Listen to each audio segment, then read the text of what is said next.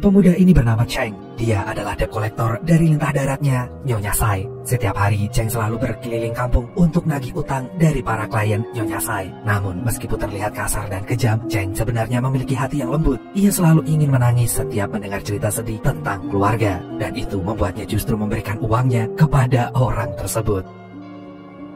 Selama ini, Cheng bekerja dibantu oleh anak-anak buahnya. Ia berkeliling pasar maupun ke para penjual kecil yang berhutang kepada Nyonya Sai. Biasanya setelah selesai menagih utang, Cheng akan menyetorkan uang itu untuk bosnya. Namun uang itu tidak pernah lunas, dan Cheng beralasan bahwa orang-orang yang mereka tagih punya anggota keluarga yang sedang sakit, dan itu membuatnya tidak tega untuk melunasi hutangnya. Padahal Nyonya Sai nggak peduli, ia hanya ingin orang-orang itu membayar hutangnya.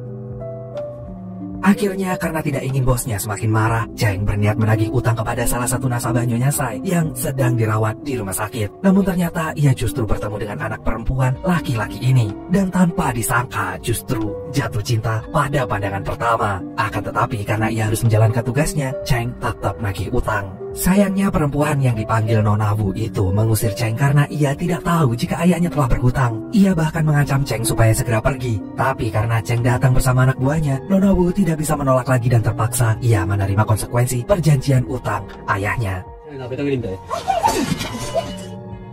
Setelah melihat kondisi ayah Wu yang stroke, akhirnya perjanjian utang Wu pun diperbarui oleh anaknya. Di sini Nona Wu terpaksa menyetujui perjanjian utang itu karena ia tidak punya pilihan lain.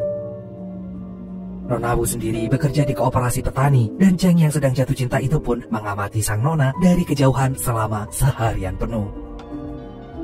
Dan keesokan harinya, Cheng akhirnya memberanikan diri mendekati Nona Wu yang sedang makan malam sendirian. Cheng pun membahas soal utang dan memberi tawaran kepada Nona Wu agar bekerja bersamanya. Nona Wu menolak tawaran itu karena ia pikir jika Cheng hanya ingin memanfaatkannya saja.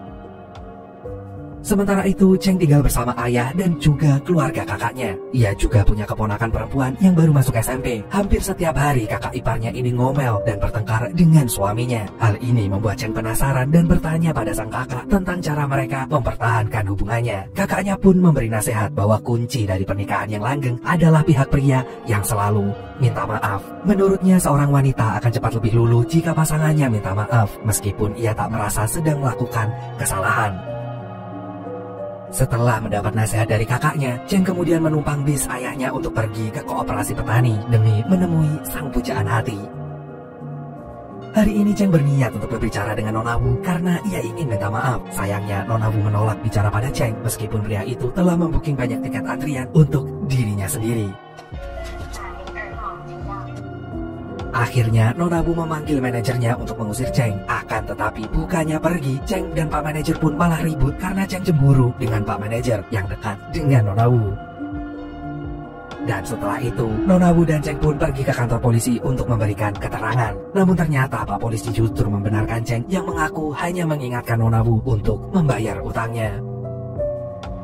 Setelah kejadian ini, Cheng pun terinspirasi dari keponakannya untuk membuat prakarya warna-warni yang akan ia berikan kepada Nona Wu. Keesokan harinya, Cheng menemui Wu kemudian menjelaskan karya yang ia buat semalam. Ternyata kertas warna-warni itu adalah salah satu cara Cheng untuk membantu Nona Wu melunasi utang ayahnya. Ia mengajak Nona Wu berkencan, kemudian mengisi setiap kotak dalam kertas itu, dan jika seluruh kotak itu telah terisi, maka Cheng akan menganggap seluruh utang Nona Wu telah lunas. Namun lagi-lagi Nona Wu menolak idenya Cheng karena ia masih ingin berusaha sendiri untuk membayarkan hutang ayahnya. Malamnya Nona Wu pergi ke rumah sakit untuk menengok sang ayah. Tiba-tiba petugas rumah sakit datang kemudian memberikan nota tagihan rumah sakitnya. Akibatnya jika Nona Wu belum bisa membayarkan biaya rumah sakit, maka ayah Wu terpaksa harus keluar dari rumah sakit itu. Dan oleh karena itu Nona Wu pun berusaha meminjam kepada saudara-saudaranya. Sayangnya mereka semua menolak dan beralasan sibuk. Hingga akhirnya Nona Wu berpikir untuk menerima tawaran Cheng yang bekerja dengan rentenir Nyonya Sai. Makanya keesokan harinya Nona Wu pun menemui Cheng untuk membicarakan perjanjian mereka. Nona Wu hanya ingin menegaskan batas di antara hubungan mereka. Meskipun awalnya Cheng keberatan, namun ia nggak sanggup untuk menolak Nona Wu. Maka ia pun menyetujuinya dan perjanjian itu pun mulai berlaku. Setelah itu, Cheng pun langsung mengeluarkan manuvernya. Setiap hari, ia mengajak Nona Wu berjalan-jalan bahkan mulai memperbaiki penampilannya. Berhubung kakaknya adalah tukang cukur, ia juga mengganti gaya rambutnya supaya Nona Wu terpesona. Namun tanpa diduga, Cheng tidak hanya mendekati Nona Wu, ternyata ia juga mendekati ayah Wu dengan ikut merawatnya di rumah sakit. Dari pertemuan mereka selama ini, akhirnya Nona Wu mulai menyimpulkan bahwa Cheng bukanlah orang yang jahat. Sayangnya pada suatu hari Nona Wu mengubah pikirannya. Kebetulan ia lagi menemukan anak buah Cheng yang sedang membuat keributan dengan salah satu pemilik toko di pasar. Dan gara-gara kejadian itu, Nona Wu kembali berpikir jika Cheng tetap menyukai kekerasan. Padahal faktanya Cheng justru sedang menyelamatkan pemilik toko agar tidak dianiaya oleh anak buahnya. Dan setelah itu, Cheng pun membawa anak-anak buahnya itu ke markas Nyonya Sai. Ia memprotes bosnya yang telah mengirim orang untuk mengacaukan toko itu. Akhirnya Nyonya Sai pun justru mengevaluasi kinerja Cheng yang semakin menurun. Ia juga mengungkit-ungkit bantuannya selama ini kepada keluarga Cheng. Karena Nyonya Sai sendiri tidak peduli dengan urusan Cheng maupun para nasabahnya. Ia hanya ingin uangnya kembali bagaimanapun caranya. Keesokan harinya, Nona Wu marah pada Cheng yang sedang merawat ayahnya. Cheng sendiri yang tidak tahu alasan Nona Wu kesal padanya, akhirnya pun ikut marah. Ia bahkan menganggap Nona Wu adalah perempuan yang tidak tahu terima kasih. Setelah itu, Cheng menemui temannya untuk meminta saran tentang hubungannya dengan Nona Wu. Temannya itu pun memberi nasihat bahwa tidak ada cinta yang bisa dibeli, karena cinta adalah hal murni yang tidak bisa diukur dengan mata uang. Akhirnya, Cheng pun menyadari kesalahannya, sehingga ia kembali ke rumah sakit untuk meminta maaf kepada Nona Wu. Namun ternyata ayah Nona Wu sudah meninggal, dan itu membuat Cheng sangat-sangat menyesal. Dan setelah ayah Wu dinyatakan meninggal di rumah sakit, Nona Wu pun membawa ayahnya itu ke rumah duka untuk dimakamkan. Ia selama ini hanya hidup berdua dengan sang ayah, sehingga ia tidak menunggu siapapun untuk menggelar upacara pemakaman. Namun tanpa disangka, Cheng tiba-tiba datang bersama teman-temannya dan membawa banyak karangan bunga. Ternyata ia ingin mengadakan upacara pemakaman sebagai penghormatan terakhir atas mendiang ayah Wu. Cheng pun menjadi orang paling sibuk untuk menyiapkan pemakaman ini. Ia bahkan menelpon kenalannya untuk berdoa bersama dan mengantarkan kepergian sang ayah. Di acara ini pula, Nona Wu diberitahu bahwa orang yang merusak toko pasar kemarin bukanlah Cheng, melainkan anak buahnya. Akhirnya Nona Wu pun menyadari jika kemarin ia salah paham tentang Cheng. Dan atas kejadian itu, Nona Wu pun berpikir jika Cheng memanglah orang baik. Bahkan ia rela melakukan apapun untuk menemani Nona Wu yang merasa kehilangan setelah ditinggal oleh sang ayah. Setelah pemakaman selesai, Cheng pun mengantar Nona Wu pulang ke rumahnya. Nona Wu pun kemudian mengucapkan banyak terima kasih, dan itu justru membuat Cheng salah tingkah, sehingga ia pun langsung pulang. Keesokan harinya, Cheng tiba-tiba memberi vitamin untuk ayahnya yang sedang terjebak kemacetan bersama bisnya. Gara-gara itu, seseorang berkata kepada ayah Cheng bahwa ia beruntung memiliki putra yang sangat perhatian seperti itu. Ternyata, Cheng tidak hanya memberikan vitamin untuk ayahnya, Cheng juga memberikannya kepada Nona Wu. Awalnya, Cheng akan pergi lagi karena dia nggak ingin mengganggu Nona Wu yang sedang bekerja. Namun di sini justru Nona Wu yang mengajaknya jalan-jalan karena ia sedang berada di jam istirahat. Cie. Setelah itu, Nona Wu pun mengajak Cheng ke rooftop untuk minum es kiko sambil melihat pemandangan perkotaan, tapi gak bikin jedak-jeduk. Sebelumnya mereka hanya berbincang ke sana kemari, sampai akhirnya Nona Wu pun menanyakan alasan Cheng menyukainya. Pertanyaan ini membuat Cheng tempat terkejut, namun akhirnya ia mengetahui bahwa Nona Wu sekarang menerima perasaannya.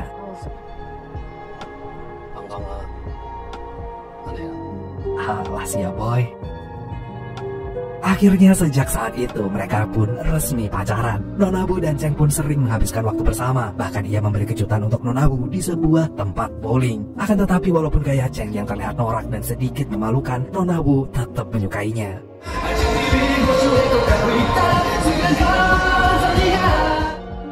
Semakin lama, hubungan mereka pun semakin dekat dan sering berbicara berdua. Malam ini, Nona Wu bercerita tentang mimpinya yang ingin keluar dari pekerjaannya dan membuka usaha sendiri. Ia bahkan telah menyiapkan rencana bisnisnya sebagai kedai minuman. Sayangnya, sementara ini Nona Wu kesulitan mencari tempat sewa untuk usahanya itu. Dan oleh karena itu, ia pun bertekad bekerja lebih lama lagi untuk mendapatkan tempat yang bagus buat kedai minumannya. Sementara itu, Nona Wu justru bertanya kepada Cheng tentang cita-citanya. Karena Nona Wu percaya jika Cheng tidak mungkin berpikir akan punya cita-cita sebagai debt collector seperti sekarang. Dan hal ini pun membuat Cheng mempertanyakan kembali tujuan hidupnya. Dan keesokan harinya, Cheng pun seperti biasa menagih utang pada nasabahnya, Nyonya Sai. Namun sialnya siang ini ia justru terluka karena membela anak buahnya. Palanya pun terbentur dengan keras sehingga ia terluka dan berdarah. Padahal malam ini Cheng dan Nona Wu berencana untuk merayakan anniversary mereka di sebuah restoran. Akibat kejadian tadi siang, Cheng pun terlambat datang dan ini membuat Nona Wu sangat khawatir, apalagi melihat pacarnya yang terluka. Namun di sini Cheng justru menghibur Nona Wu dan berkata bahwa ia akan keluar dari pekerjaannya untuk mendukung impian kekasihnya. Esok harinya, Cheng pun mendatangi Nyonya Sai dan berkata bahwa ia ingin resign. Awalnya Nona Sai menolak permintaan Cheng, bahkan ia menawarkan investasi kepada Cheng setelah mengetahui jika Nona Wu akan membuka usaha. Namun Cheng tetap pada pendiriannya, sehingga ia benar-benar keluar dari sana. Setelah itu, Cheng pergi bersama Nona Wu ke kantor agensi untuk menyewa ruko. Sayangnya, harga yang ditawarkan pun terlalu mahal, sehingga Nona Wu pun memilih menunda impiannya. Akan tetapi, Cheng tidak kehilangan akal. Setelah Nona Wu kembali ke kantornya, Cheng justru kembali ke kantor agensi itu untuk meminta harga miring. Bahkan Cheng dengan karakternya yang keras, akhirnya bisa memperoleh daftar ruko lain yang bisa disewakan. Sayangnya, harga sewa ruko itu masih tetap aja mahal. Dan oleh karena itu, Cheng pun kembali ke Nyonya Sai dan ingin menginvestasikan seluruh uangnya di sana. Ia berharap jika uang itu akan segera berlipat ganda supaya Nona Wu semakin dekat dengan impiannya. Setelah itu, Cheng pun mengatakan rencananya kepada Nona Wu. Namun, ia tak mau pacarnya itu khawatir soal uangnya. Padahal bagi Nona Wu, ia tidak pernah mempermasalahkan bisnisnya karena selama Cheng bersamanya, ia merasa baik-baik saja. Akhirnya setelah mendapat gambaran masa depan untuk mereka berdua, Cheng pun berniat untuk segera menikah dengan Nona Wu. Ia ingin menunjukkan kepada ayah Wu bahwa ia telah menjaga putrinya sehingga sang ayah tidak perlu khawatir di alam sana. Keinginan Cheng ini pun membuat Nona Wu merasa terharu. Namun ia berkata jika mereka masih harus menunggu waktu sampai keuangan mereka stabil. Tapi tetap aja Nona Wu setuju dengan rencana pernikahan itu. Anjas. Dan pada akhirnya, Cheng pun akhirnya membawa seluruh uangnya untuk diinvestasikan bersama Nyonya Sai. Cheng berencana jika setelah ini ia akan ke kantor agensi dan menemui Nona Wu untuk menandatangani kontrak sewa ruko. Namun tiba-tiba Cheng diserang oleh orang-orang tak dikenal. Uangnya pun dibawa kabur oleh orang itu. Dan ternyata orang-orang itu adalah anak buahnya sendiri. Mereka sengaja disuruh oleh Nyonya Sai untuk mencelakai Cheng.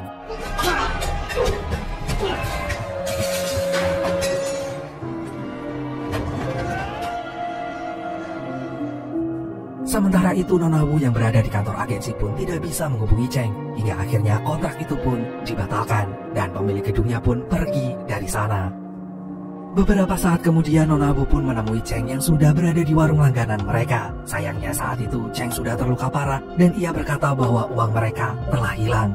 Dan pada detik ini Cheng merasa sangat terpuruk. Ia bahkan terpaksa berbohong kepada Nona Wu jika ia tak mencintainya. Hal ini pun langsung membuat Nona Wu merasa sakit hati dan pergi meninggalkan Cheng. Sementara itu Cheng pun menyesali perkataannya. Ia bahkan membuat keributan sampai menyerang polisi yang sedang patroli. Akhirnya Cheng pun masuk penjara. Namun 6 bulan kemudian ia dibebaskan dengan alasan pengobatan. Karena ternyata ia telah mengidap penyakit parah akibat trauma benturan di kepalanya waktu itu. Dan setelah keluar dari penjara, Cheng pun bertekad untuk mencari Nyonya Sai karena ia ingin meminta uangnya kembali. Namun ternyata sekarang Nyonya Sai sudah mengubah profesinya menjadi anggota DPR dan pura-pura tidak mengenal Cheng demi kredibilitasnya di mata masyarakat. Gak hanya itu, Cheng juga kembali mengamati Nona Wu yang ternyata masih bekerja di koperasi petani.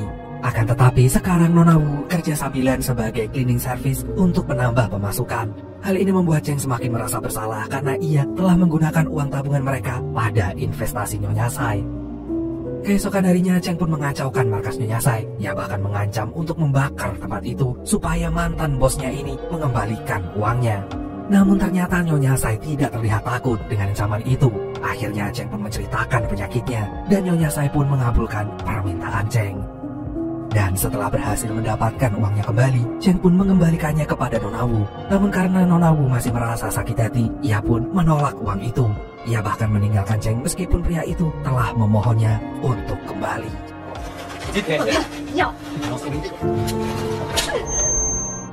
Sementara itu ayah Cheng sekarang semakin tua dan mulai pikun. Setiap malam ia mendatangi kantor polisi karena ingin menjemput Cheng. Padahal Cheng sendiri sudah keluar dari penjara. Dan ternyata setelah Cheng masuk penjara, ayah Cheng pun pensiun sebagai sopir bis. Dan kesibukannya sekarang berganti menjadi pelipat kardus. Hal ini pun membuat Cheng sangat marah kepada kakaknya karena ia mengira kakaknya telah menyuruh ayah mereka bekerja di masa pensiunnya. Padahal itu adalah saran dari dokter supaya sang ayah bisa merawat ingatannya. Setelah kemarahannya reda, Cheng pun menemui ayahnya. Ia minta maaf karena telah menjadi anak yang tidak berguna.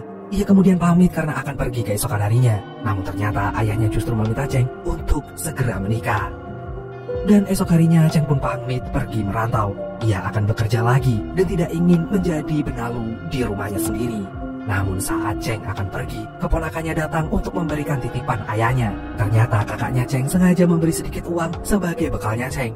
Di sini Cheng mengerti bahwa kakaknya itu sebenarnya perhatian banget kepadanya. Siangnya Cheng lagi-lagi mengamati kehidupan Nona Wu. Namun hari ini ia melihat Nona Wu akan dijodohkan dengan orang lain. Awalnya Cheng merasa ikut senang karena ia hanya ingin Nona Wu bahagia. Akan tetapi lama-kelamaan ia merasakan sakit hati juga, hingga penyakitnya pun kambuh, lalu ia pingsan. Gak lama kemudian Cheng yang sudah berada di rumah sakit itu pun hanya bertanya kepada suster mengenai orang yang menolongnya. Dan ternyata itu adalah Nona Wu. Setelah itu Cheng pun pergi. Cheng yang berniat untuk pergi keluar kota itu pun dicegah oleh Nona Wu yang langsung mengejarnya, karena akhirnya ia tahu riwayat penyakit Cheng. Mereka pun bertemu di terminal bus sampai akhirnya mereka menyadari bahwa mereka masih saling mencintai. Dan oleh karena itu Nona Wu pun mengajak Cheng untuk membatalkan niatnya dan pulang kembali. Kini Cheng pun menikmati hari-harinya di rumah sebelum ia dioperasi. Ia juga semakin sering menghabiskan waktu bersama Nona Wu sebelum mendapat perawatan yang intensif di rumah sakit. Beberapa hari kemudian Cheng masuk rumah sakit. Namun Nona Wu dengan sabar dan telaten merawat pacarnya itu dengan harapan supaya lekas sembuh. Sayangnya kondisi Cheng semakin lemah. Ia pun merasa bahagia karena selalu ada pujaan hatinya di sisinya, bahkan sampai dia menutup usia.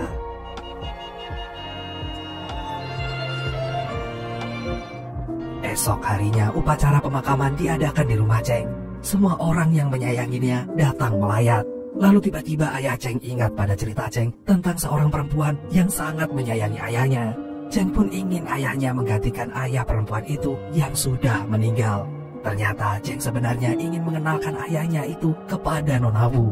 Karena ia percaya jika Nona Wu juga akan menyayangi ayahnya. Apalagi ayahnya dulu pernah mengatakan bahwa ia menginginkan menantu dari Cheng. Dan beberapa minggu kemudian orang-orang di sekitar Cheng mulai merasakan kebaikannya. Seperti pagi ini saat kakak Cheng tiba-tiba mendapat kiriman paket untuk perlengkapan barbershopnya. Sedangkan ayah Cheng pun mulai berkenalan dengan Nona Wu. Hal itu menandakan bahwa dampak Cheng benar-benar besar untuk orang-orang yang ia sayangi. Meskipun raganya telah tiada, namun kebaikannya abadi.